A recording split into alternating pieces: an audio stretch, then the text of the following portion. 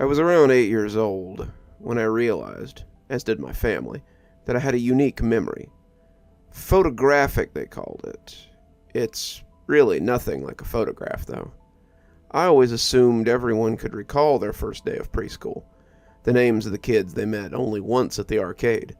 But at 11 years old, my sister Cammie was chosen for a game show on the radio. Without hesitation, she chose me as a roommate to bring with.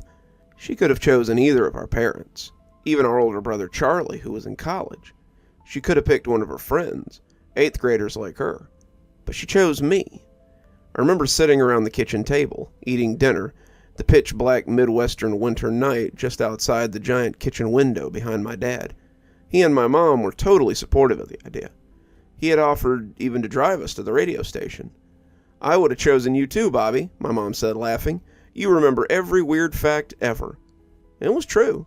I could close my eyes and see every house my parents had ever brought us to. I could draw the floor plan of them if I wanted to. My siblings would ask me to retell stories or movie plots on long car rides. But it wasn't until the radio show, and my sister choosing me as her person, that I knew I had something special. I can still remember going to bed that night after dinner, feeling excited. I finally fell asleep, pressed up against the wall that divided me from my sister's room, her voice through the vents above my bed, saying good night like she did every night. The smell of dust on the furnace, the sound of old creaking boards directly above me in the attic. It was the last night I was happy to have my amazing memory. To this day, I wish I could forget what happened next. I wish I could tell you we won the game show. I wish I could tell you with incredible detail what it was like at the studio. Maybe then, when I closed my eyes, that's what I would see, not the black, whipping night blurring past me as I ran. I would feel the rush of anticipation and my sister's hand squeezing mine, instead of cold, wet gravel scraping my cheeks and palms when I tried to crawl away on 2 sprained ankles. I would hear the producers cue the canned audience laughter, not the frantic, desperate flapping of leather wings as they neared. Maybe I would have won a t-shirt that still sits in my dresser. Maybe my sister would have won the $1,000 prize. Maybe I would sleep with my door unlocked. I'll never know. What I do know, without a shadow of a doubt, is that I would not have survived any of this if my family hadn't believed me. To this day, it's the thing I am most grateful for in the entire world. It was the day after dinner, on Tuesday, February 17th. School had been agonizingly slow, as I knew it would be all week waiting for Friday. It was all we could talk about on the way home. For years, I'd waited for school with Yuki and my best friend Dominic, who lived on the street perpendicular to mine. The creek crossed under Sistrine Drive and wound its way along Dominic's backyard. There are hundreds of childhood memories in my head, of he and I and our siblings jumping over the creek, building bridges from his yard over the creek to the field behind the rec center, sliding on the ice in the winter, or half-assed fishing and turtle catching in the summer. I always envied my friends who could walk right from their backyard and into the little winding creek. It was cold, but it hadn't snowed in a few weeks. There were still some small patches of ice on the sidewalk, but most of it had melted, along with the slurry gray mounds of stale snow along the curbs and in small scattered patches on the grass. There was massive construction happening on the other side of the creek.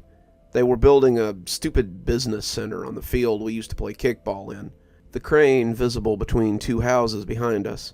Snow was due that weekend, and everything would be coated and beautiful again.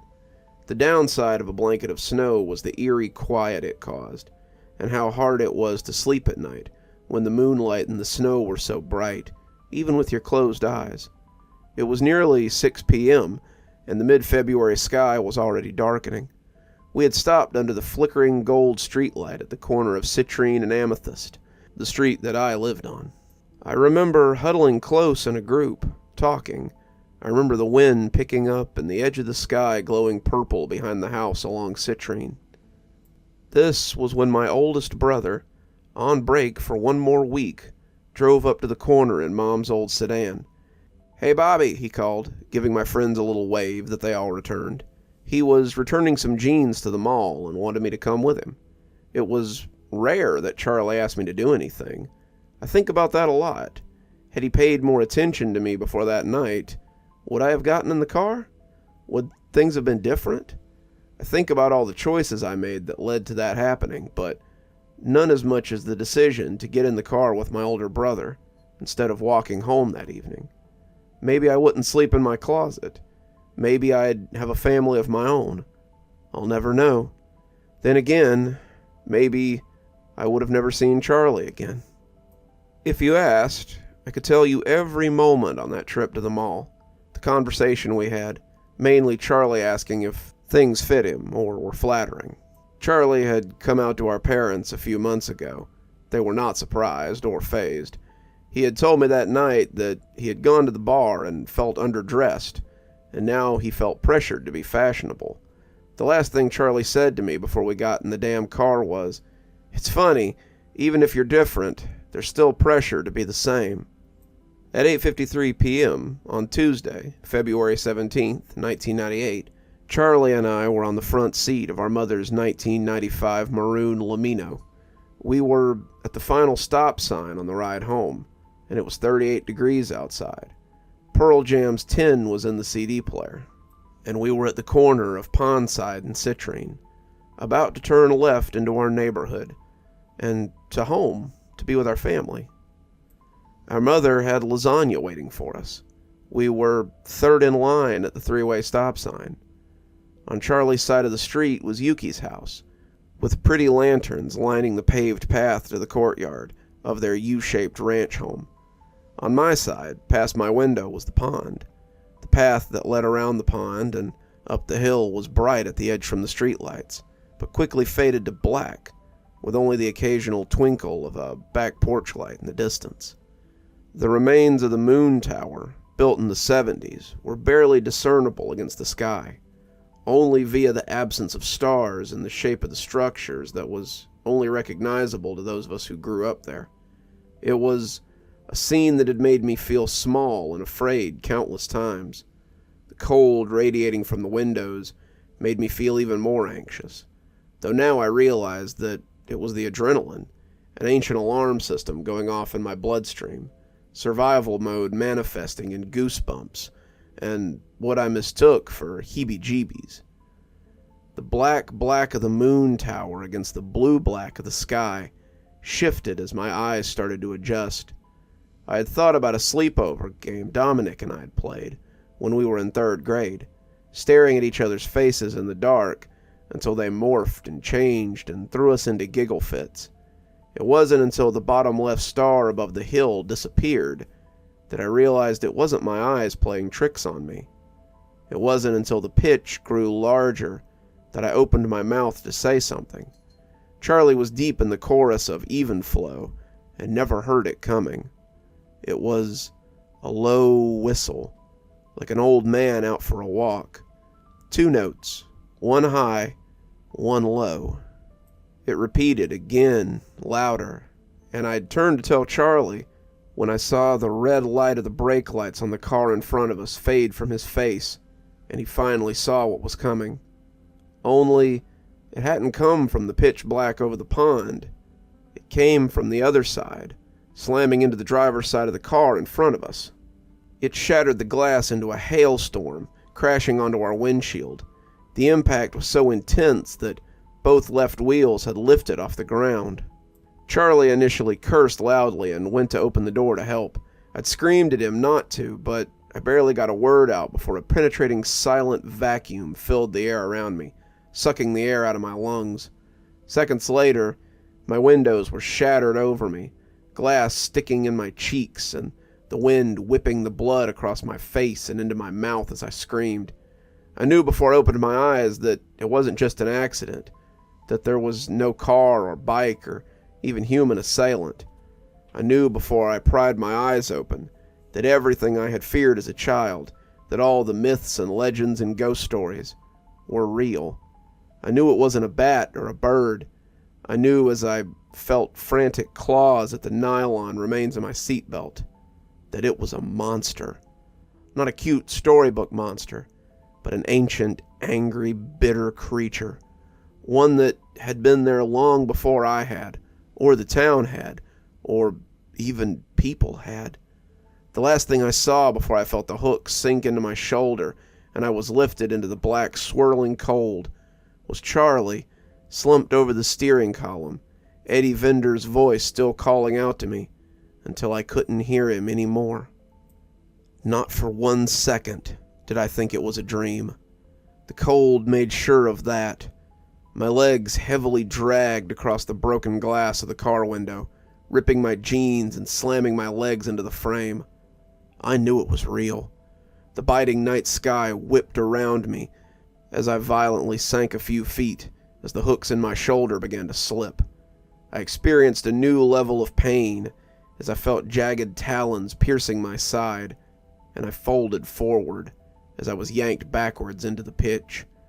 I felt another agonizing piercing on the side of my torso before being yanked up away from the earth and everything I'd ever known. I was pulled into the pitch past the streetlights, but whatever had me was struggling. I fell 20 feet onto the icy hard gravel path, but wasn't freed. Violent metallic screams flooded my ears, and the bones of my forehead and chin were scraped along the gravel path. I desperately clawed at the earth, trying to find anything to grip, but only found fistfuls of gravel and goose crap. The talons in my side ripped out suddenly, and I felt a sickening oozing from my sides. I tried to roll over to my knees, but the pain on each side was horrible, and I felt bile swelling in my throat. A patch of dirty snow was inches away, and I tried to crawl towards it to get some ice on my bleeding injuries.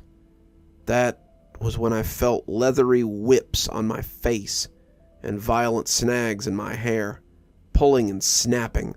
My stomach lurched as again I was yanked up into the night, higher into my own icy black death.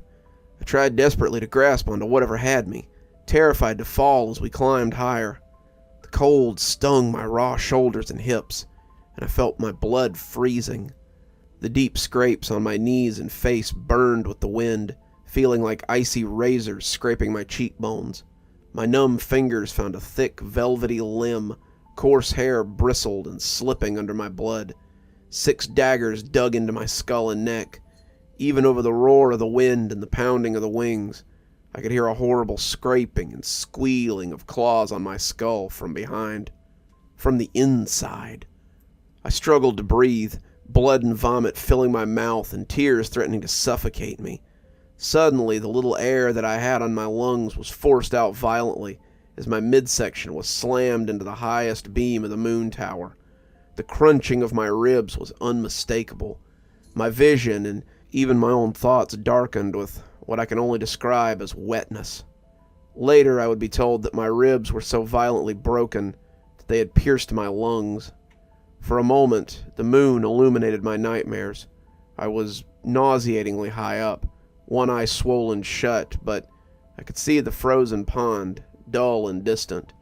Closer, I could see a row of houses, their windows glowing but cruelly out of each. One house still had its Christmas lights up, complete with a giant light-up plastic mold Santa Claus tied to their chimney. It felt wrong and cruel, a warm and happy impossibility. I looked down to see a stream of my blood pouring from my body in a steady flow, then broken by an aggressive gust of icy wind. I choked on a scream, and I was grabbed again, talons stretching out of the exit wound in my shoulder, birthing brand new ones on my lower back. I couldn't hear my own screams over the wind and the angry metallic shrieks like barbed wire on a rusted trampoline. I remember at this point I could see the pond shrinking south of me as once again my host struggled with its prey. Suddenly we dropped right above the creek, my legs slamming into the fence surrounding the construction site. The cranes loomed over us, the 2 security floodlights at its base finally providing light.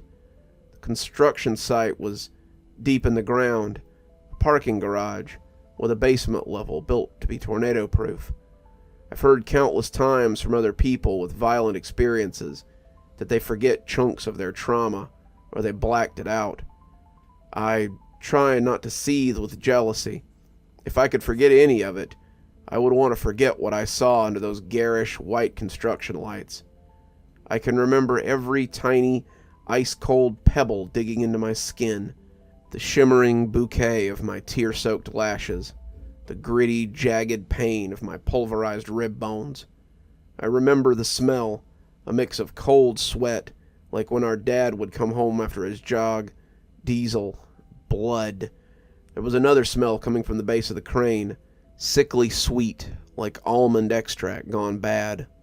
Behind the crane was a trailer. The paneling was beige and a huge green tin sign that read, Argon Construction. I thought for a moment that a phone might be inside. I pulled myself up onto my knees and looked around. It was difficult since my left eye was useless, and my right one was full of tears and blood. My assailant was nowhere in sight. I thought that maybe it had gotten injured or caught on a fence. Stupid. I know now that it simply was rousing its companions, because it was dinner time. I was an offering, like when my cat Nala would bring me dead robins.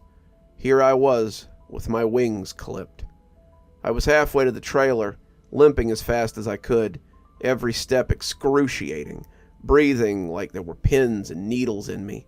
Even with my sobbing hyperventilation, I heard it. I hear it now. I can always hear it. The two-toned whistle, haunting and dreadful, like even if I hadn't been at death's door, that tone would still have shaken me, like a doomsday alarm, like useless sirens wailing as meteors crash into the boiling sea. Under the whistle, a thick, wet breath, echoing from beneath the base of the crane, a dark recess in the cold, wet ground, with darkness somehow leaking from it. Darkness so black that only a staccatoed stream was visible. Something was breathing. I wish I could tell you that the construction unearthed something ethereal, a beautiful sleeping giant, an angel, a groundbreaking discovery. But I don't even think it was the construction. I just think she had always been there. Maybe for years she had survived on squirrels or deer. Maybe she thawed during the warm winter. Maybe she was left behind. The first thing I saw was the tattered, jagged tips of wings, bat-like, narrow, dark-veined like bruised plum skin, her pulse visibly pumping through the veins that raised and ripped through the paper-thin skin, stretching over her wings so tightly it seemed painful just to exist, like she wasn't finished yet, like she'd been birthed from the earth prematurely.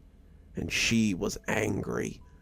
Her hair was matted in clumps, but where it was free, it was long enough to drag along the ground, slimy and cold and full of dirt, leaves and dirty snow. Her scalp was suffering.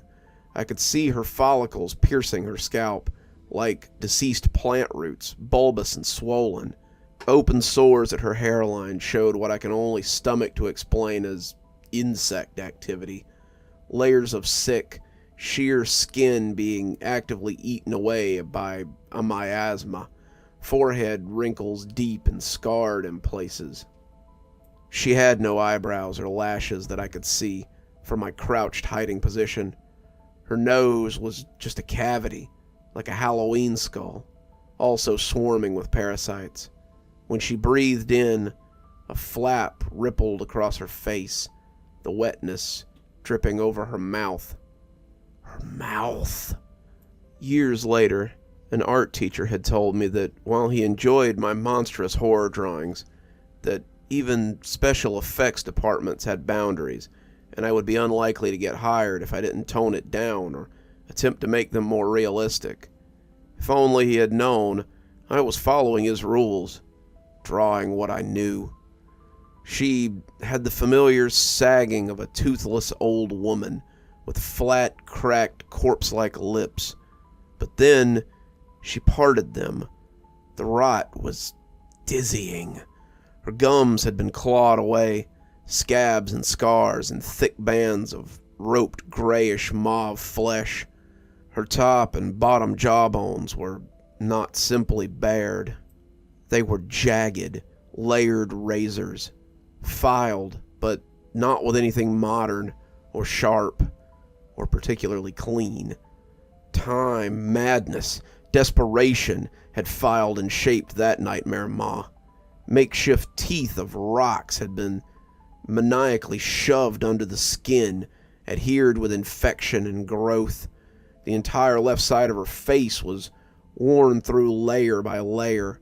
Her tongue slipped in and out of what could have been her throat, sharp, gaunt collarbones literally piercing through that tissue-like skin, dark, rancid blood pooling in the deep recesses of her collar. She had one misshapen breast. The left side of her chest was deeply scarred and textured, as though it had been burned. Her fingers were bones with jagged talons blackened at the tips. Thick scar tissue marred her shoulders, where her wings took her from somewhat humanoid to monstrous. Scars everywhere. Rotting wounds dripping larvae and blood onto the frozen ground. I wish I could forget the momentary warmth I felt as urine poured down my legs, immediately freezing and burning, sticking my jeans to my raised and bloody shins. I tore myself away from staring at her long enough to escape. She had chosen her feeding place well. The deep recess of the site was the length of a football field, since that's what the field had once been. High walls of frozen earth surrounded us on three sides. Climbing up in my condition would be impossible. There was a ramp at the far entrance, but I wouldn't have made it past her. Only behind me was the fence I had slammed into on the way in, the creek only a few yards from that, and then a row of backyards of houses that included Dominic's. I had cried then. I cried thinking that only a few minutes away, my best friend was probably getting ready for bed. Then he would always remember the night before he woke up to find out his best friend was dead. He had no idea that my blood was spilling all over the place that we had run and played in. He was warm, with his own mom just feet away. I sobbed, thinking of my own mother. It wasn't the idea of her finding out too, or knowing I would never see her again. It was the guttural, instinctual, painful need for her. It was like being too far underwater and being out of breath, kicking as fast as you can, but knowing you couldn't make it. I needed her, but wouldn't make it to the surface. To her. My sobbing had given me away. That horrible metallic sound reverberated around me, and I remember I was being fed. She was feeding me to something. I had taken a deep breath, bracing myself for the pain, and made for the fence.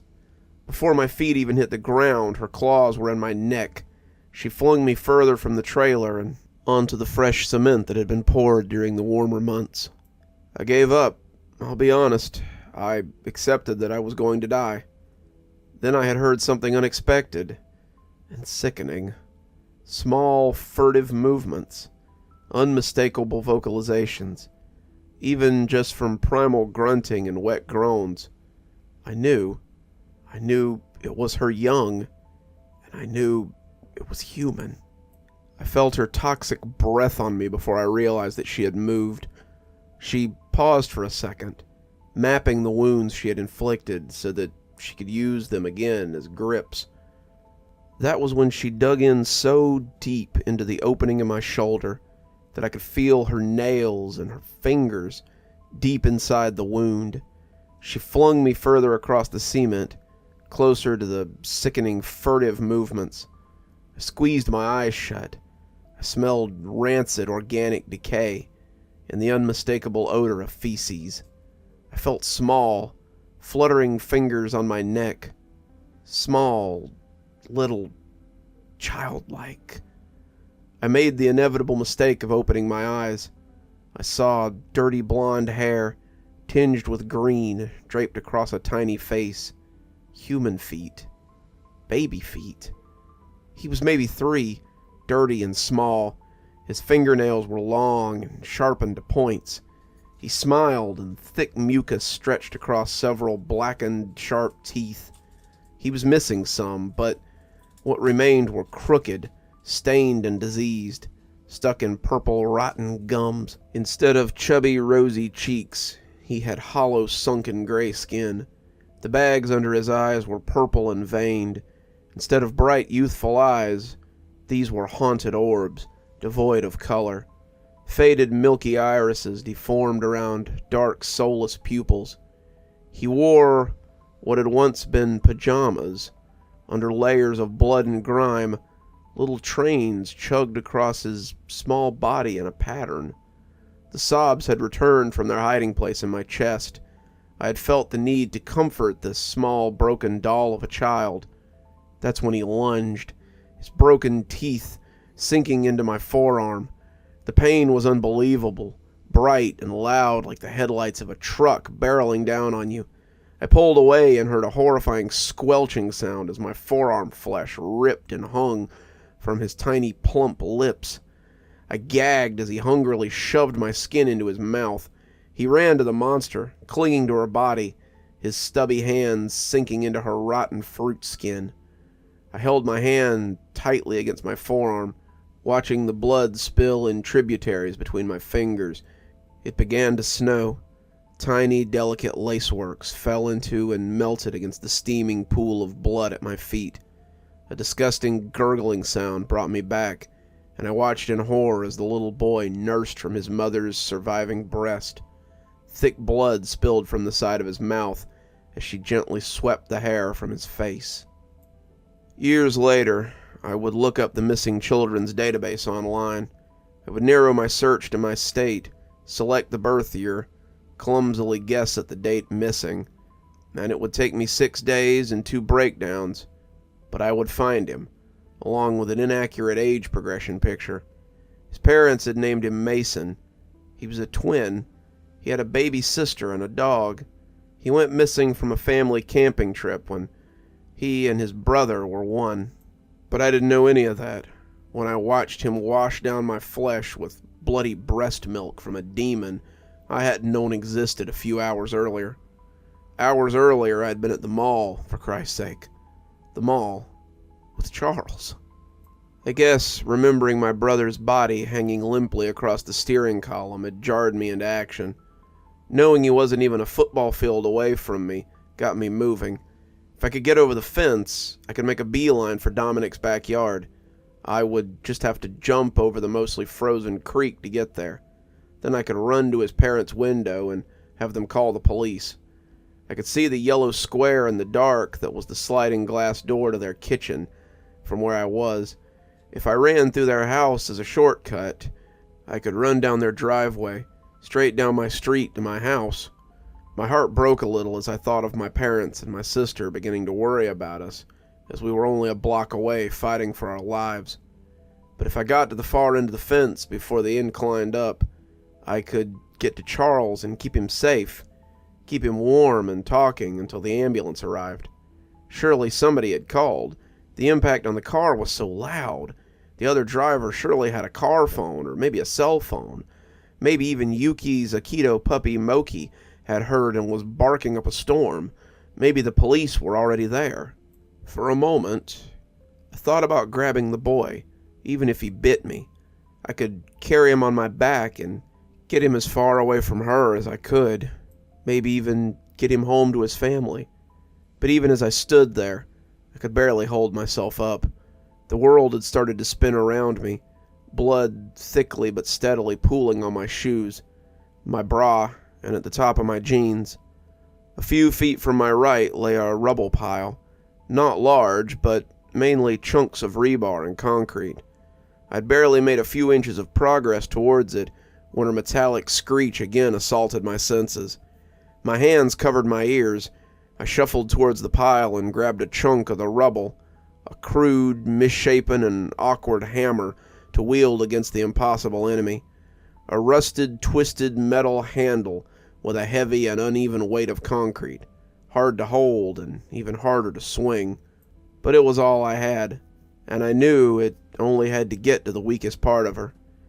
I only had to incapacitate her long enough to get within earshot of Dominic's house. It couldn't be much past 10 p.m. Someone would have to hear me. I gripped my shoddy weapon tightly to my chest with both hands and felt her swoop down violently as I dove for a cement tunnel, her empty-handed dive throwing her off balance. I scrambled awkwardly towards the far end of the tunnel as I heard her raspy wings pulling her upward before her second strike. Instead of waiting for her to cut me off at the tunnel, I ran as fast as I could, darting from the opening and towards the sickly sweet smell of her nest. The only thing between the fence and me was a bloody baby boy. Blood swirled in my mouth, and a gritty, sharp feeling forced me to spit. I don't know why the image of my tooth and my hand covered in blood triggered a response in me, but it did. I knew I was dying, not just that I was going to die, that this monster my parents had never imagined in their worst nightmares would take their daughter away forever, and they would never see my body or have anything to bury, but that I currently was actively dying. The damage to my ribs, my lungs, my spleen, my arm would kill me if the blood loss or hypothermia didn't do it first. I knew I was dying, and it turned me into a monster too. I ran, not straight for the fence, but for her nest. I could hear her above me, barreling down. I ran right towards that little boy and swung a 20-pound chunk of concrete down on his tiny hand, smashing it to the ground. The sound he made wakes me up at night sometimes. His screams were animal-like, and dropped my weapon to cover my ears. The rusted metal scream from the sky crashed down like a bomb, and I ran. I didn't look back. I ran to the fence. With all the strength I had left, I pulled myself up, shoving my foot into a diamond-shaped hole made by the chain link. I'd hopped 1,000 fences this way in my life, and to this day I'm grateful I had the experience. My bleeding hands found the frozen horizontal pipe at the top of the fence, and groaned in pain as I hefted myself over. All the fence-hopping experience in the world wouldn't have made climbing with shattered ribs and bleeding flanks any less impossible, and I could only crash to the ground. Both ankles jarred into the frozen ground, and my scream stuck in my throat, caught on blood and bile, escaping only as a choking sob. Her violent, crazed screams were still on the ground as she tended to her baby. I didn't let guilt slow me down. I ran as fast as I could for maybe 6 feet before my ankles gave out. Dominic's house was all I could see, a tunnel of black closing in on my vision. I never looked back. I gripped my fingers into the frosty ground, pulling myself up. I hobbled, sprinting towards the dark field. The night sky above me swirled with snow flurries. My busted, bloody fingers fumbled at my jacket zipper. I could see the flickering blue glow of the late-night TV coming from Mr. and Mrs. Rossi's bedroom. The tunnel grew smaller, and I could see less and less. Bawling, I forced my arms out of the jacket as I reached the banks of the creek. Dominic and I had spent summers of our childhood testing the width of the creek along its entirety, and I knew that the bend behind his house was not jumpable. My toes slipped over the crest of the land, and a razor-sharp talon slashed at my hands. I screamed and swung my jacket into the writhing storm of limbs and wings above me. Feeling solid impact on one of the swings, I let go of the jacket and flung myself across the frozen creek, landing with about a foot left, my feet crushing through the glass-thin ice as my ankles crumbled beneath me. I could only see a pinhole in front of me, a flickering blue of TV light. I could hear her above me, diving down finally for the kill, her metallic scream and the deafening boom of Mr. Rossi's handgun, the one I'd never even known he had. He was standing on the back porch, one hand over his head, gun pointed to the sky. Mrs. Rossi stood next to me, Dominic's baseball hat in her hand. The last thing I saw was the golden warm glow of the Rossi's kitchen, and the pinhole closing as the world darkened around me. I've read the statement Mr. and Mrs. Rossi gave the police, that they heard what they thought were animal noises behind the house, but when they opened the back door, they heard human screams as well. They saw a large, dark shape in the night, but only a second later they saw my body slumped over, my fingers barely making it to their property. They had called 911, and then my parents. The ambulance had brought my brother and the other driver to the hospital, and it only arrived 30 minutes before mine did. My dad had run to the Rossi's house while my poor, confused, frantic mother rode to the hospital with Cammy and our neighbor. When my dad and I recently recalled the events of that night, I cried hearing the usual funny, goofy man choke up, remembering seeing me slumped over Mrs. Rossi like a rag doll, her white robe covered in my blood. He said that my face was so bruised and swollen that he thought an animal had mauled me. He wasn't exactly wrong. Mr. Rossi had stood guard with the bat until the police and EMTs arrived. Animal control didn't press me too hard. In fact, the vaguer and foggier my memory was, the happier they seemed. I knew that if I told the truth, I'd be locked up, medicated, or assumed to be a victim of something else. A monster woman from the sky. Before I could have even said it out loud, I knew better and feigned memory loss. To this day, the official story is 2 cars on Pondside were struck by a wild animal, and the passenger of one of the cars was attacked and dragged by the animal until a neighbor heard the commotion and fired a gun, scaring it off. While I was in the hospital, a handful of flowers, candles, and teddy bears were left at the stop sign. Charlie doesn't remember anything. He says the last thing he can recall is running to the car in the parking lot and turning the heat on, before pulling the car around for me. I'm actually happy this is the last thing that he remembers. I wonder if he's telling the truth, though. Cammy would come in my room at night for years. She would sit on the floor next to my bed with her fuzzy Disney blanket wrapped around her shoulders. She knew the whole story from beginning to end, even about Mason, a detail I had kept from my parents. Cam and I would stay up together until the sun came up, our eyes locked on the windows in my room, the one facing the south. Some nights, she would get in bed with me, both of us sitting with our backs against the wall, our shoulders resting on one another's, both of us looking at the window, scanning every inch of the blue-gray pitch until morning's first light, searching for a growing speck of black. My parents, proud pacifists, had purchased a gun each, and a few years later they had Cammy and I in judo classes. But the best thing they did was believe me. Even that first night, after the first surgery, they had listened intently, never interrupting or telling me I was imagining things or lying. However, it was made very clear that while our home was a safe space, we weren't to talk about it outside the walls. I know she's still out there. I know Mason is too. Even after I moved away, my mom would send newspaper articles, first clippings in the mail, then eventually links and text messages as time went on. Police blotters about animal attacks, missing dogs, unexplained accidents, missing blonde boys. She took one every few years from different areas, and I thought initially maybe she had killed or eaten Mason once he was too old, until I saw them both one night. I'd heard the whistle, and I didn't even need to look up, but I did. But that's a story for another time.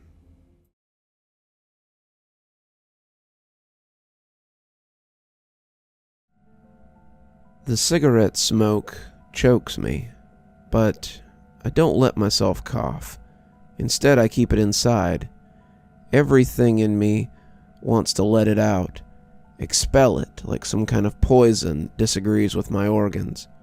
Still, I keep it inside.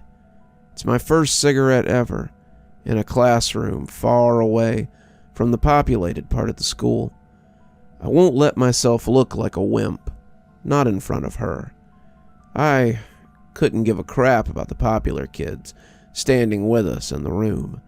I've never felt the need to care about them. However, when I heard the girl of my dreams was going with them, I just had to be there. That's pretty much how I found myself here. No one goes here anymore. Not after that kid died. Honestly, it was kinda sad. Some poor little girl gets lost and ventures into a neglected and dangerous part of the school on her own, on her very first day at that, and has a large table fall on her and injure her pretty badly. Then, slowly, she loses her life as she bleeds out. You'd expect there to be an outcry of some sort, yet the school pushes the blame onto the parents and bashes them.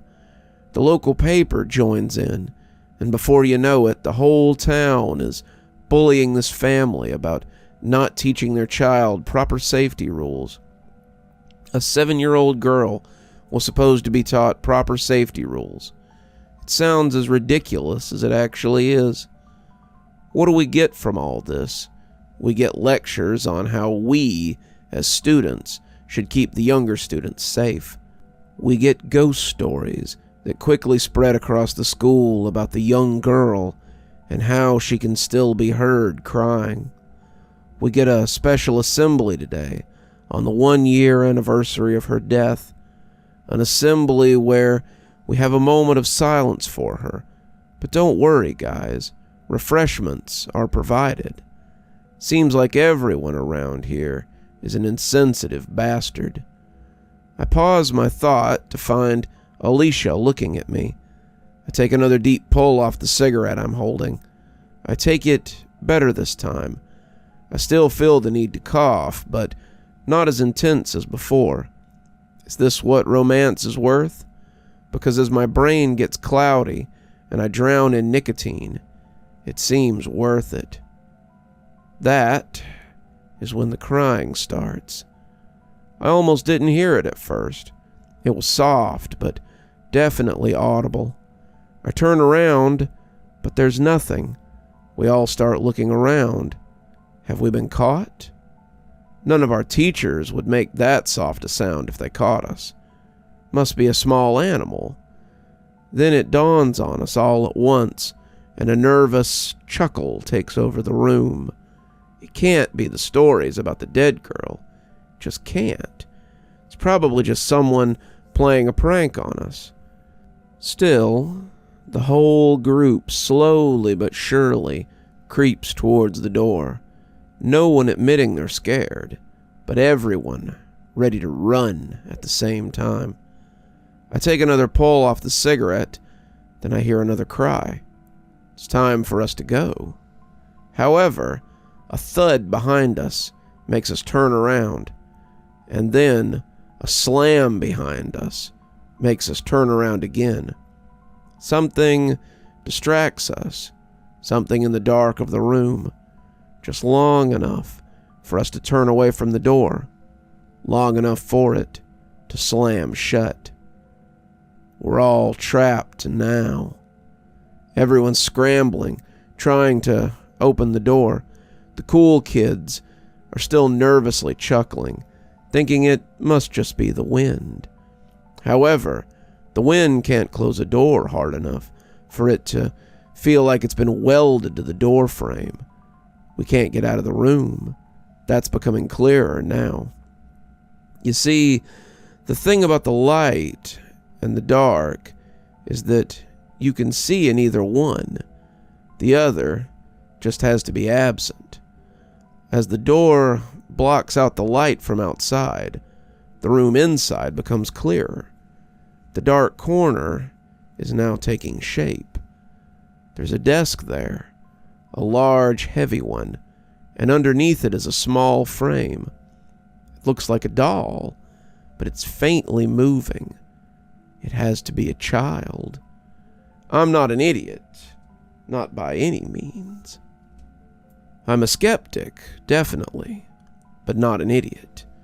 I'm seeing a ghost live out its last moments, a child live out her last moments. The cigarette is on the floor now, and so am I. We've all fallen to the floor, unable to move. I look around me, and it seems like we've been pinned by an invisible force. It sounds ridiculous, but it makes sense. A force more powerful than our meek bodies can handle. She's not living her last moments. We're living her last moments. I feel like I'm about to die. I'm not ready for this. I'm too young. I just want to go home to see my family. I just want to go back to class. I was so excited to see my friends today, to be around people who I care about. All things that she must have thought about. All things I'm thinking about now. I turn my head, and she's in the corner, sobbing, a child with nowhere to go, and no one to help her. Yet she keeps asking for help. I can't die here. I hope she gets help. I hope I get help. That's when I realize she never got help, and maybe neither will I. We're all going to die here, and I'm terrified by that thought. But I'm not the one I should be afraid for. My life, as scared as I am, doesn't matter. I should be helping the one that looks at me and sees me as someone older, someone who could have helped her. I turn to her and look in her eyes, into the eyes of the dying child, and speak to her. It's going to be okay, I say to her. It's all I can say with the weight on my chest. It's all I need to say. She stops sobbing and looks at me, almost as if she trusts me. I wish I could help, but I can't. The weight is now off my chest. Every one of us is able to get up. Every one of us is able to leave. And so is she. She disappears. I hope that it knows that wherever it's going to be okay. Outside the school, emergency services are waiting. Apparently, the same thing happened to every single person in school. They didn't see the ghost, but they did feel pinned down. Authorities are blaming it on a gas leak from years of neglect by the people in charge. When I hear that, I start to chuckle. I wonder who they're going to pin the blame on this time.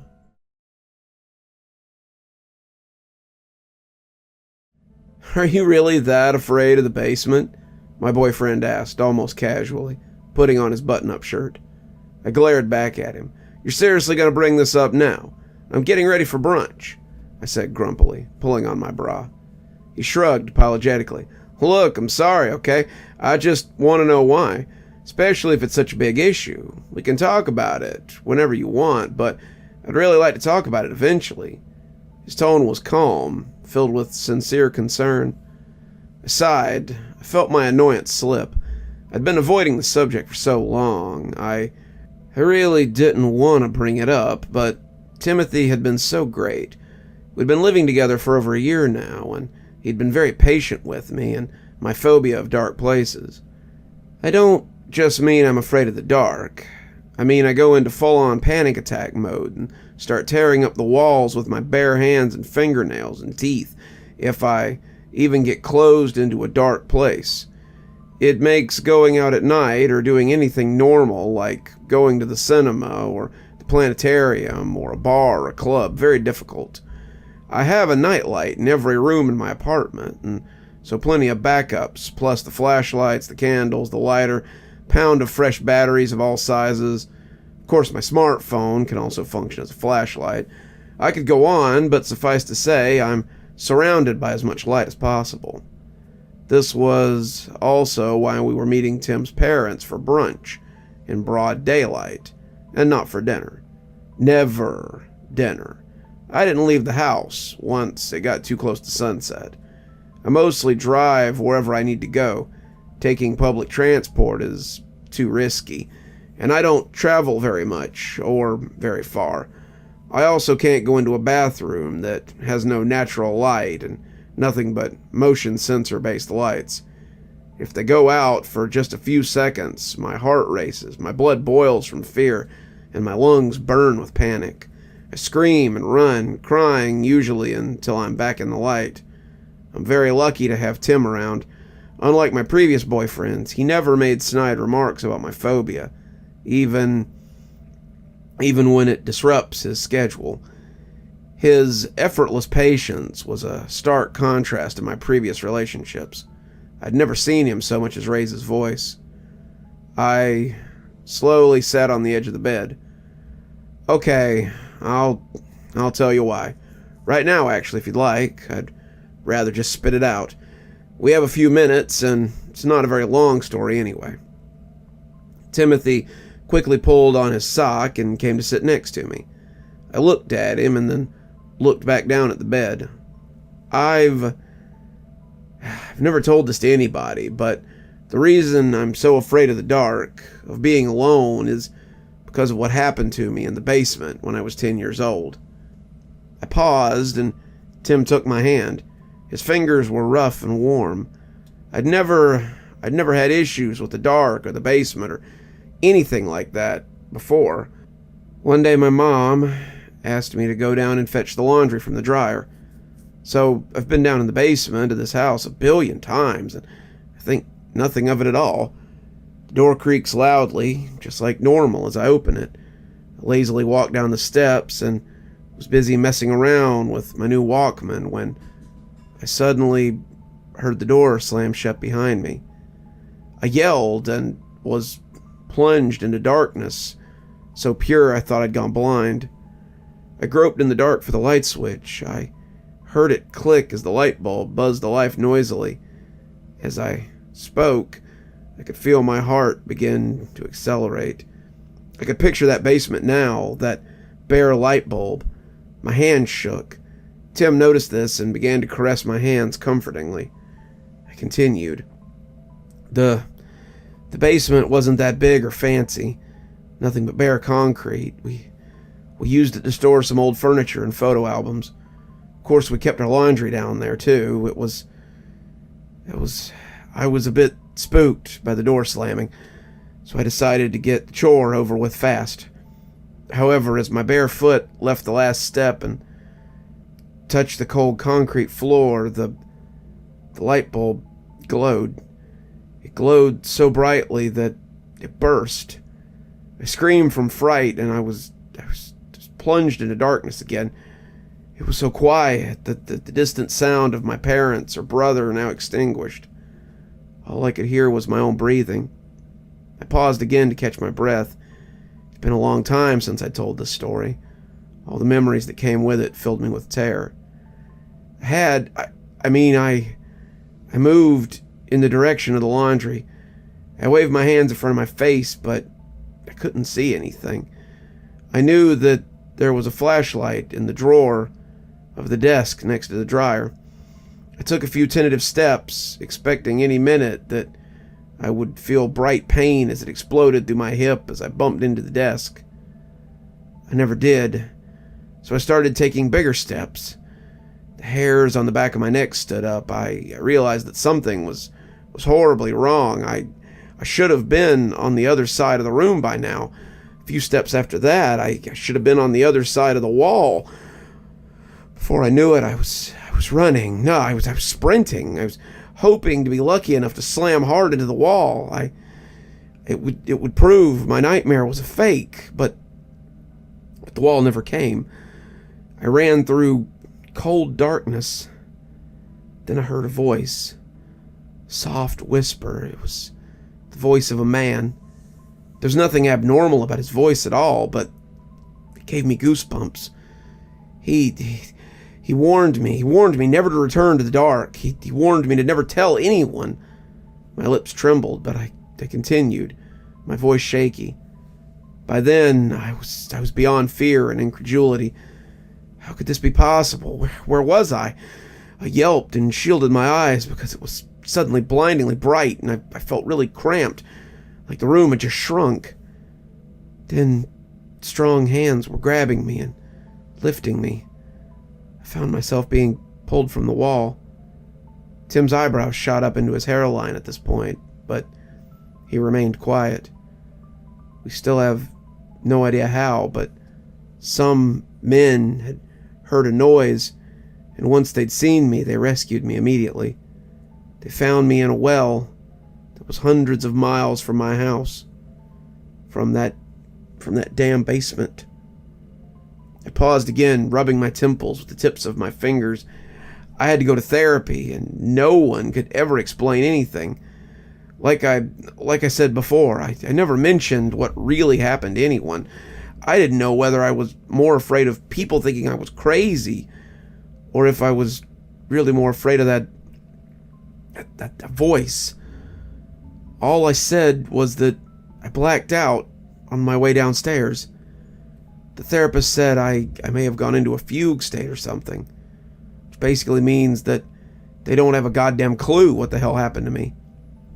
I continued to go to therapy for years and years, but it never helped. I felt I could never tell anyone the truth. Anyway, it all ended up in the papers, and my family and I had to move to a whole new town. After that, it was just kind of swept under the rug. People stopped asking questions. My parents never bring it up. They pretend it didn't happen. I like to do that too. So now that I've told you, I don't want to hear another word about it.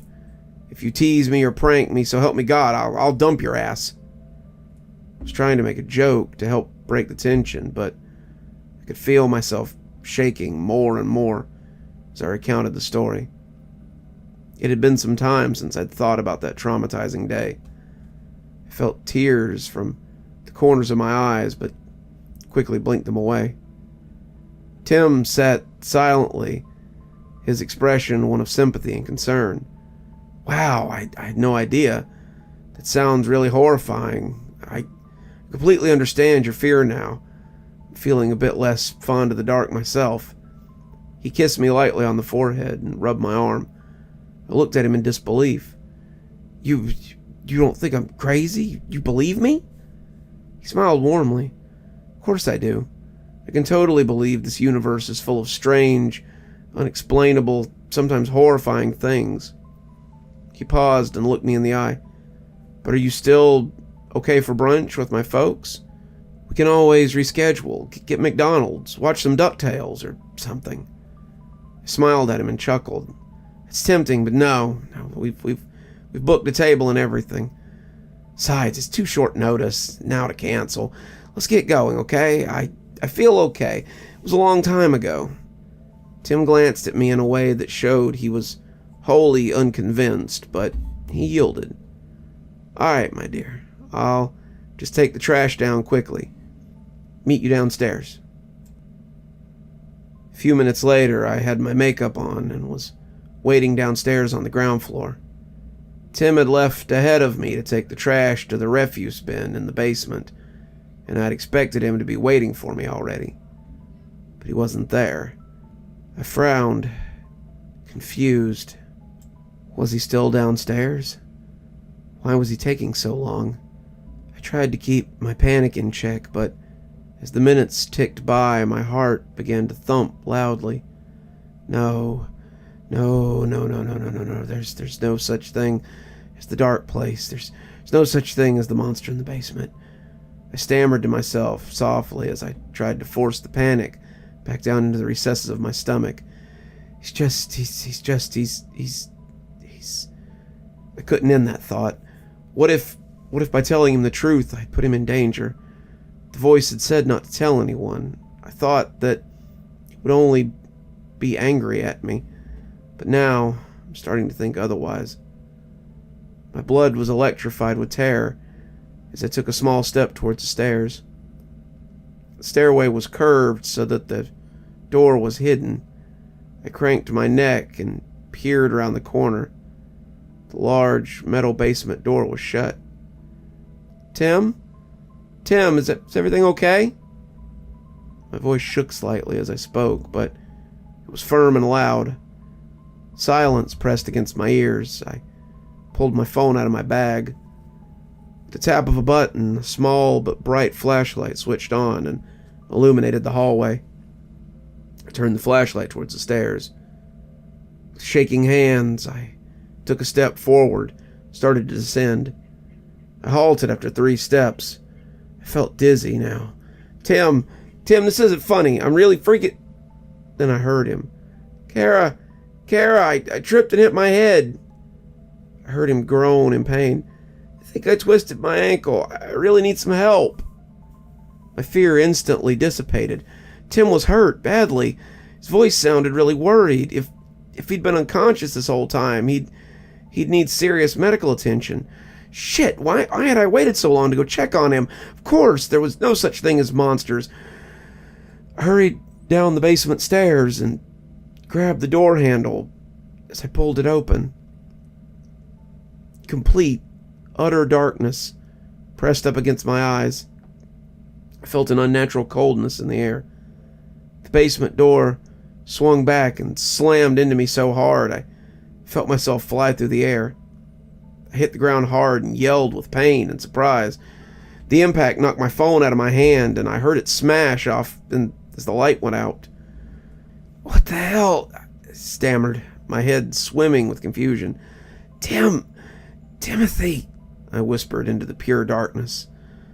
I was sitting on the hard, damp floor, which was the only other thing I could sense, besides the horrendous cold, my soft sobs, and the musty smell. Then a gloomy light bloomed to life. My jaw dropped open in horror. It couldn't be possible. There, many yards in front of me, too far to be possible, a single bare light bulb was hanging. Its light was cold and small. It looked almost exactly like the light in my old basement. As I looked down, I yelled and began to wail loudly.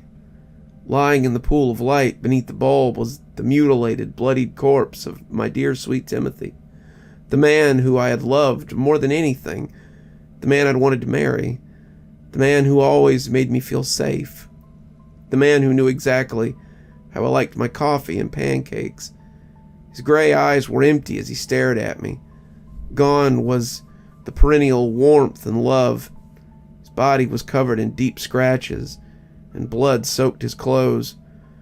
Oh my God, he was dead. He was dead. Guilt, terror, pain, all kinds of things washed over me. Tears poured down my face, and I yelled incomprehensibly, pleading for someone to help. Without warning, another identical light bulb appeared before the first. My whimpering paused. Then again, and again, my eyes widened with terror.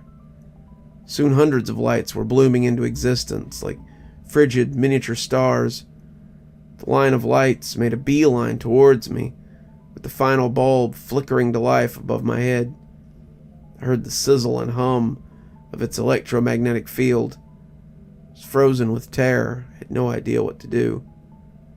My eyes burned with tears, and I squinted. Suddenly there was a loud pop. A bulb had exploded, and I shouted with fright. I gazed down the line of lights and gasped. At first all I saw were the shards of broken glass and the remnants of the broken bulb above. It had been the bulb right at the far end. My gaze shifted. A humanoid silhouette stood beneath the broken bulb. My heart stopped dead. No. I moaned softly, my brain unable to process the terror. Then the next bulb in the line burst, and the man instantaneously stood beneath it, one light closer to me. I screamed with fear and found myself clambering to my feet. I had to get out of here. As I struggled to stand in my panic, I heard another loud pop as the next bulb blew. Then the next one exploded. Suddenly all the bulbs were exploding, one after the other, louder and louder. I saw the silhouette get closer and closer, as swift as a shadow. "No, you stay the hell away from me," I screamed, as bile forced its way into my mouth. My heart screamed from panic. As I turned, I heard a soft, raspy voice say, "We warned you." Tears flooding down my face, I groped wildly for the basement door. I could feel someone standing right behind me. I yelled in delighted surprise as my hands grasped the door handle. I heaved the door open and ran screaming up the stairs. As I got out of the building, I continued to run and scream as I welcomed the feel of warm, sticky summer air on my skin. I'd never been so happy to see the calm blue sky and the vicious midday sun. I ended up being taken to a hospital by a bunch of cops who'd seen me yelling and crying as I ran down the street. My face, my clothes were covered in dirt, My knees and elbows were scratched, but otherwise I was unharmed. I didn't dare tell them the truth. Instead, I said I'd had a panic attack, triggered by going down into the basement to find Timothy.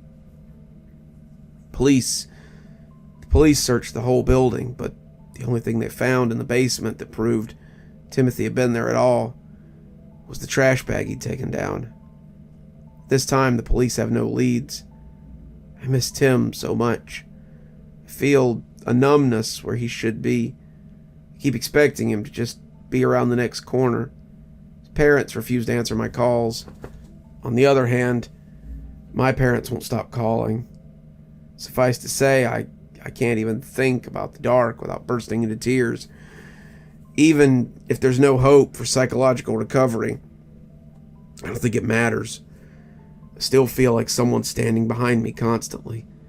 The feeling is especially strong when my back faces a lightless room. I'm never alone now. They're always watching me, waiting for me to return to the dark. I've kept all the lights on constantly. I've not left my apartment in days. No matter how long I wait, though, I can feel them. I'm not even surprised. After all, I had not heeded the darkness's warnings. I get the feeling those who trespass are never forgotten, and certainly never forgiven.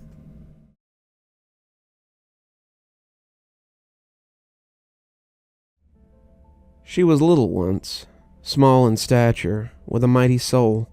She danced, twirled and jumped, swung and sang. There was fire in her eyes. She wore no shoes on her feet.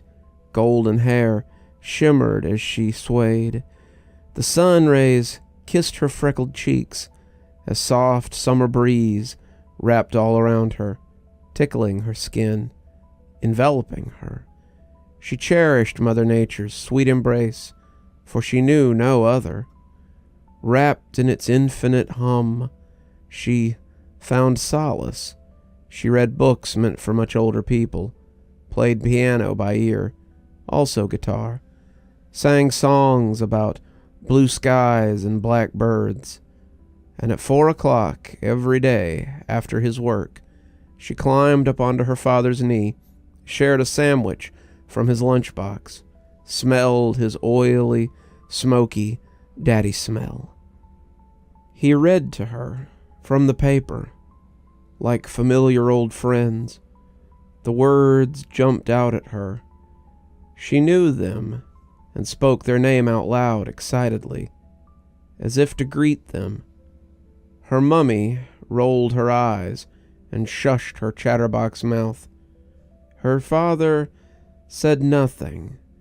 She snuck her bag full of books and old annuals, only 3 years old, spoke words she shouldn't know, but somehow did.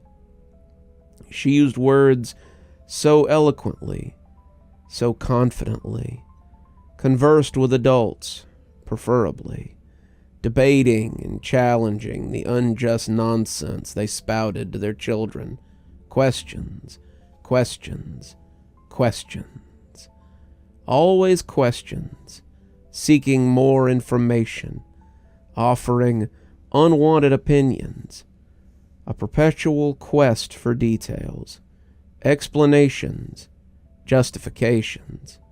There was no Google then, no Alexa, no technological oracle with a bottomless well of wisdom to draw from. The girl was most often shoved away in annoyance, immediately shushed by her mother to be quiet, because she sounded not right in her head. She told them anyway. Do you know rivers on maps, circulatory systems in the biology books at school, leaves, dragonfly wings, tree branches, roots, fish fins, veins on Granny's hands, tiny ripples on the sand as the tide went out. All the same, she would explain. Why are we made all the same? Her mother shut her away in her den, under the stairs, in the dark. Her father said nothing, did nothing, but later snuck her a torch and a bag full of books called encyclopedias. They were heavy, they hummed strongly, and the hum felt, tasted, smelled strange, like copper and rot, like death had touched them. Books about every single thing ever, even books about how Mother Nature made the weather. The girl would ask her books questions and spoke out loud to them, thanking them for their help, arranging them carefully, offering hours of rapacious ritual for fear of angering them if their placement was not exact. I don't want my books to get angry. The girl got promptly shushed. You're not right. Why do you always do this? Refusing to bow down and accept blame and punishment for crimes that were never hers, pointing out where things went wrong, foretelling where things would eventually go wrong. She saw patterns everywhere. They made her tummy lurch and her head spin when her opinions came true. Effusively, the girl exclaimed, "See? See?" Only to be left with deep black and blue reminders of her defiance and disrespect, dappling her tiny body. Her joints burned and ached, skin burning fiercely, the old taste of 2 pence on her tongue. She refused to cower. She refused to comply. She refused to confess. Her steadfast determination to mask her pain, her deadpan face, pale as ivory, wide accusatory eyes locked on her attacker, never wavering, and with fearless courage she gazed deep into the abyss, and the abyss gazed back at her, hateful, spiteful, accusing. Stripping back the layers of pain, purple, painful, stepping stones, mapping the frenzied journey of a mother's rage, and in the early hours her mother would wake her, and whilst in a haze of half-sleep and not quiet, her mother would cry noisily, that same way, woo, woo, woo, a banshee's cry. She would say, "I'm sorry, I'm sorry, I'm sorry," over and over and over. The girl, bewildered, heart aching, herself splitting, core cracking in confusion, would pat and rub her mother's back and tell her she was a good mummy, not a bad mummy. As her mother hugged her, she felt long nails rake her back and dig into her shoulder. The girl smiled contently, for pain was all she knew of human love, thinking all mothers must all love this way. She accepted it eagerly. She was only 4, only on earth 4 summers, 4 winters, 48 moons old, only 4, with a lion's heart and a lion's roar. She walked around like she owned the whole world, fearless, courageous, tempestuous, a tsunami of emotions, and she captivated hearts, rooms. All who saw her smiled a little wider. Her gift of laughter, she lit up the room, and people remarked upon how beautiful she was, inside and out. If only you could bottle her, you'd make a fortune. With her gentle green-blue eyes, ever-changing, multifaceted orbs of purity, honesty, loyalty, respect, she exuded unconditional love. Yet there were no friends around her to bless her life in the playful way that friends do. Small, usual flecks of amber dotted within. She gazed into your very soul, weighed you up, sussed you out. Triage. Red, amber, green. She always hit the nail right on the head.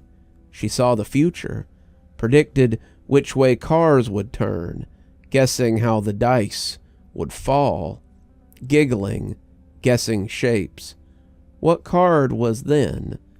She saw patterns flash in her mind, like an architect unfolding intricately designed blueprints and complex maps of stars and planets, galaxies far, far beyond what was already known. In restless daydreams, she saw hum vibrating within auras. She saw strands of time entwined like rope, so close together, each invisible to the other, each playing out the same scenario. Hundreds of me's, hundreds of you's, hundreds of them's. Lightning quick, quicker than her heartbeat, twice as quick. Mother would find her in the garden, laid on her back, 1,000-yard stare, mouth agape, a silent scream, hands splayed, locked in place, eyes wide and unblinking, flickering ever so slightly. As information engulfed her mind, too much, too much. She felt everything. She felt nothing. Far, far away. She knew. She always knew. She knew when the rain would come. She knew when the ewes would drop their lambs.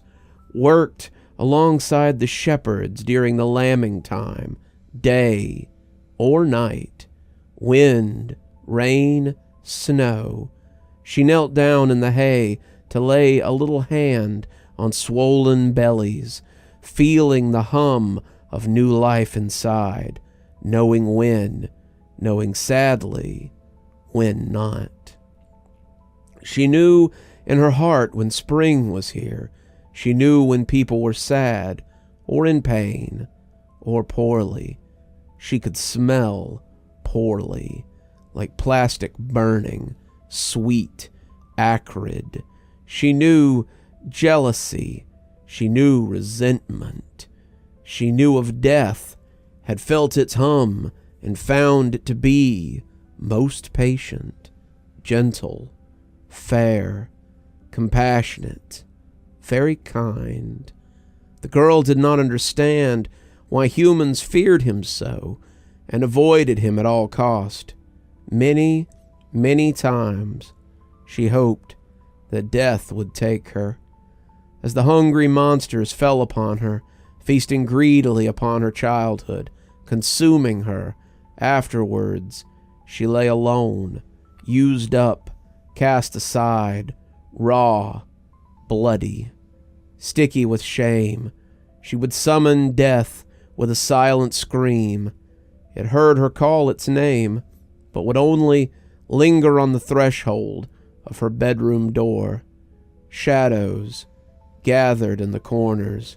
She knew death wanted her, yet it hesitated, whispering, "Not yet, child. Not yet." As if her secret routines and rituals, repeated for hours, kept him at bay like it did the Shadow Man. The girl heard him knock politely at first. 3 taps, 7 seconds. 3 taps, 7 seconds. 3 taps, 7 seconds. Then a claw in a soundless frenzy at her bedroom door, opening for hours, spitting and frothing with rage as her invisible barrier held fast. A desperate attempt to build a force field, some place of safety, a fortress of protection around what was left of her. You were just dreaming. Her father said it softly, yet he gave her a tiny little radio to put under her pillow at night that smelled funny and nailed a special horseshoe above her bedroom door, and it helped. She often knew when people were dying and would tell them, "Don't be scared. It's okay. It really is okay. You'll feel so much better. You won't feel sad. You won't miss anyone or worry." She knew the silent suffering of others. She would sing for them her nightingale song, her soft, shimmering hair, long like spun gold, do silly things that made them laugh, and, swathed in shadows, wrapped within the illusion of trust, biding their time, patient, oh, so very, very patient, stalking delicious prey, they drank her in, bathed in her light, and wanted more.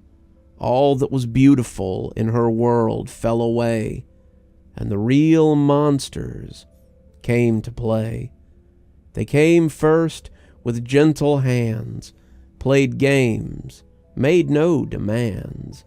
Then gentle hands became rough and sore, turned a beautiful soul to a broken whore.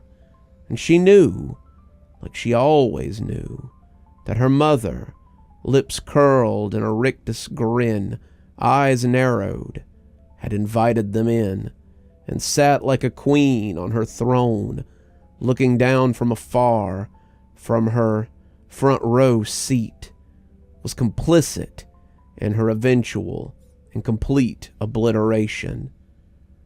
As the autumn leaves fell without a sound, her hopes, her dreams, her soul, her very self, fell with them. Shards of her still littered the ground. A winter invaded the land. Ground icy, unyielding, unforgiving, hard, cold.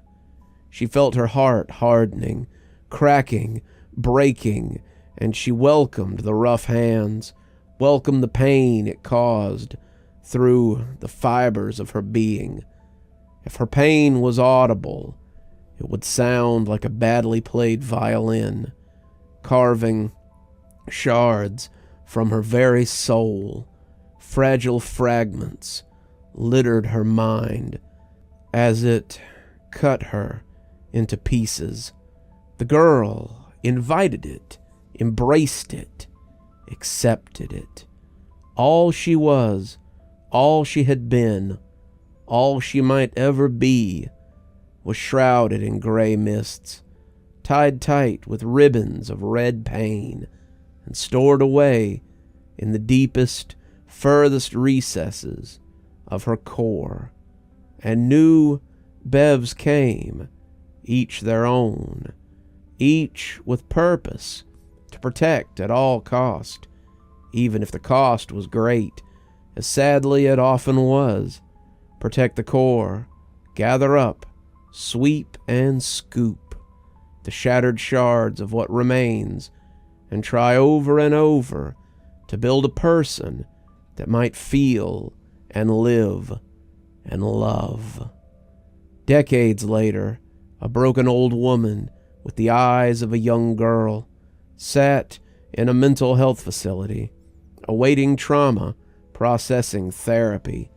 The shadows in her mind held sway in anticipation, licking its lips, gnashing its teeth, hungry for the delicious taste of pain. And, long forgotten by the girl, in the furthest recesses of her mind, was the very epitome of Pandora's box. In a leather-bound book named Suffering, her childhood sat, waiting.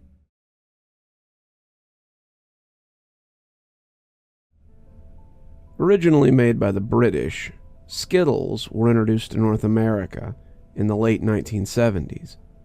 The candies we all know and love today are not what they seem to be, however, for it was once used as something far more unimaginable. 6 men from America were serving as spies and infiltrating the top British secret archives, but unfortunately they were caught. Given permission by the law, British scientists were allowed to experiment with these prisoners using a new form of torture: starvation. The scientists placed 5 different colored flat spheres, barely the size of an American dime, on a small gray observation room table. The scientists first took the leader from the group and gave him an option of red, orange, yellow, green, or purple, telling him only one of the food spheres would not kill him. The American spy ate the yellow piece. After a short moment, he said he felt fine and wished to go back to his cell. The scientist disagreed and told him to wait a little longer. With no choice, the spy remained there in the small gray room, doing what he was told to do. Soon, the spy told the scientists that he felt lightheaded, slightly dizzy, and nauseous. The scientists gave a menacing grin and wrote down what he said. The spy, holding his head and trying to stand up, said, "I can't think well." The scientist's grin grew larger as he continued to jot down what he was seeing. "Good." The spy fell to his knees and started screaming violently. What did you do to me?" "You chose wrong. Simple as that," the scientist said, closing his notebook, and he left the spy in the room. "Wait, where are you going?" the spy struggled to say as he held his head. "Please, let me see my team again. Please." He began to weakly claw at the door, but it was no use. It was made of reinforced steel and was locked from the outside. The spy's vision began to blur and get foggy. Soon he wasn't able to see or even speak a simple sentence. The unfortunate spy died from his brain dissolving from the inside out. A thick, black liquid soon began to seep out of his nose, his eyes, his mouth, and ears. The scientists had people clean the room of the corpse and the liquid. He replaced the yellow edible piece of food and then let in the second spy. He told him the same thing that he had told the last one. Only one of the food pieces would let him live and save him from starvation, while the others would kill him. The spy hesitated, but his hunger took over, and he chose the red piece. He felt fine at first, but after he took a deep breath, he said his heart was hurting, and he fell to the floor. He tried to speak, but nothing came out. The scientist smiled with pleasure and jotted down what he observed of the spy. "Do you know what is happening?" The spy vigorously shook his head and tried to get up, falling as the pain became too great for his body to handle.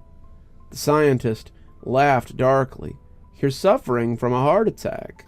You chose wrong." He slammed his notebook shut and left the spy to suffer. After the scientist recorded his data, he got the people to clean up the little mess that he had made and brought in the third spy. He informed him of the same situation. If he chose right, then he would get a piece of food. If not, then he would die. "Please, let me go. I have a family," the man pleaded. The scientist shook his head. "You were always the most difficult." He pressed a button to a remote and caused the collar around the man's neck to shock him. "Now eat." The spy licked his dry lips and ate the green piece.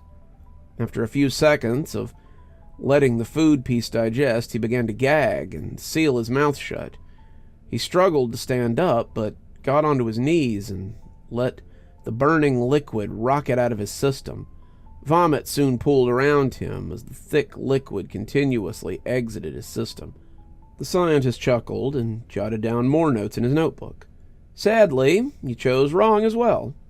He stared down at the poor spy as he was still trying to hold in the vomit. Soon the acid will melt through your esophagus and your skin, making it near impossible for you to gain a single breath. He closed his notebook and sat there, watching the poor spy suffer. The American was crying acid tears that melted scars into his face, as the stomach acid melted through his throat and poured out of 2 exits. The spy held his stomach in desperate pain, as if that would stop it from happening. His skin turned pale and sweaty as he collapsed into a pool of vomit, and died from suffocation and nutrition loss. The mess was ordered to be cleaned by the scientists, and the missing piece was replaced for the next victim. This one was young, looking like he'd just joined and was obviously a young adult, probably in his early 20s. He was timid, afraid of what was soon to come. If you choose right from the 5 pieces of food that lay in front of you, you will live. If not, you will die. Do you understand? The young American hesitated and nodded as he took the orange piece. After a minute of letting the food affect, the spy's skin tone turned dry and red. He began to itch and shiver with a cold sweat. He soon gagged and choked on his blood and held his sides as he fell to the floor. What's happening?" the young man rasped. The scientist quickly wrote down what he was observing with displeasure. "I was hoping for only your inner organs to fail, but it looks like the food also took effect on your skin. As we all know, the skin is the largest organ in the human body. I should have seen it coming." He pushed up his reading glasses and sat down. "Your organs are failing. You should die any minute now." The young American looked up at the scientist in horror and tried to stand, but his ligaments wouldn't listen to him as he stumbled to the ground and held his head. He grunted and tried breathing in the dry air. To the scientist's expectations, his lungs had now failed him, and soon his heart would too.